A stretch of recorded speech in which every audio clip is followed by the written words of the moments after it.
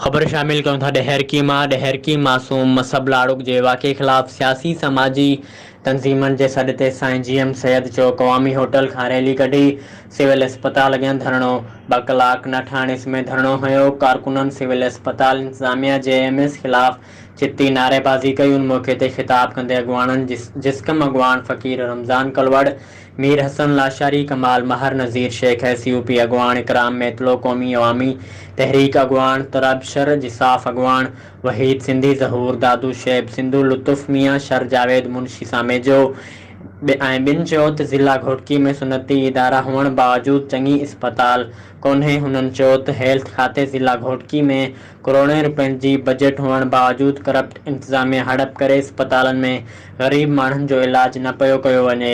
हुननि चयो त डहरकी इस्पताल में नाहिल इंतज़ामिया जे करप्शन सबबि मरीज़नि खे सखर ऐं रहीम यार ख़ान रेफर कयो पियो वञे। हुननि चयो त मासूम मसब लाड़ुक जे क़त्ल जो केस डहरकी सिविल अस्पताल जे नाअहल करप्ट MS मथां दाख़िल करे मासूम जे वारसनि सां इंसाफ़ कयो वञे।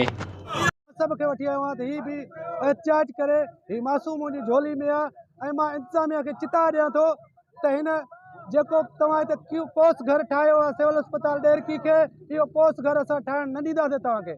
इंशाअल्लाह असां इन MS जे ख़िलाफ़ तहरीक हलाईंदासीं। असांजो मुतालबो इहो आहे त इन MS खे करप्ट MS खे हटायो ऐं राशि जेके डॉक्टर आहिनि उनखे हटायो।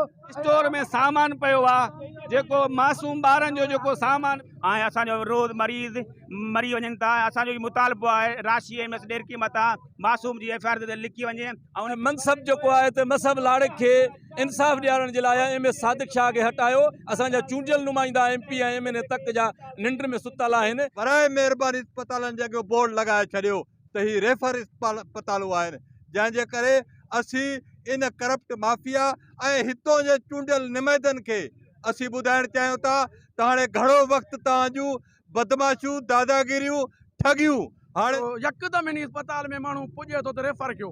बाबा जेकॾहिं असांखे रेफर कयो था उहे बि सूबे जूं जेकियूं अस्पताल आहिनि, हीउ असांजो ज़िलो मालामाल ज़िलो आहे। घोटकी कराची खां पोइ वॾे में वॾो कमाए तव्हांखे शहीद मसब लाड़क जे खून सां इंसाफ़ कयो वञे, न त ॿी सूरत में ही केतिरो एहतजाज ही रोडनि ते ही तव्हांजे इंतज़ामिया ख़िलाफ़ भरपूर नमूने सां इंशाअल्लाह लाइ अमल ठाहींदासीं। असीं सिस्टम आहे ऐं सिस्टम खे हलाईंदड़ वॾेरा आहिनि ऐं वॾेरनि जे करे ई जेको आहे असांजा शहर तबाह, मासूमनि जी ज़िंदगियूं सेफ न आहिनि। बाक़ी मासूम मसब लाड़क जे क़त्ल जी दांह कंहिंखे ॾींदासीं? लतीफ़ साईं चयो आहे जेसिं लोड़ाऊ थी आहे जिन्हनि संदी